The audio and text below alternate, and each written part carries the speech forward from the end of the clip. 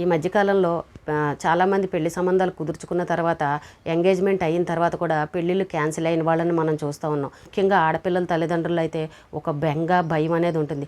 మళ్ళీ తిరిగి సంబంధం వచ్చిన తర్వాత వాళ్ళు ఏం అడుగుతారో ఏం చెప్పాలని అన్నట్టు కొంచెం బాధపడతారు. మళ్ళీ ఎప్పటికి కుదురుతుందా, అమ్మాయి పెళ్లి చేయగలమా లేదా అనే టెన్షన్ అయితే ఉంటుంది. నిజంగా ఒక పెద్ద గండం నుంచి బయటపడ్డామనే అనుకోవాలి. ఎందుకంటే తీరా పెళ్ళైన తర్వాత అవతలవాడు చెడ్డవాడో లేకపోతే మోసం చేసేవాడో ఏదన్నా అయ్యిందనుకోండి, అలాంటి దాంట్లోకి మీ అమ్మాయి కాలు వేసిందంటే ఆ బురదను కడుక్కోగలదా చెప్పండి?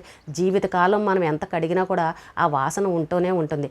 కానీ ఆ బురద నుంచి మీ అమ్మాయి తప్పిపోయి బయటపడింది అని అంటే ఈ నిజంగా ఆ అమ్మాయి మీరు కూడా చాలా అదృష్టవంతులు అని చెప్పుకోవాలి. ఇంతకన్నా మంచి సంబంధం వచ్చే అవకాశం ఉండబట్టే మీకు అది చెడిపోయిందని మనం భావించాలి.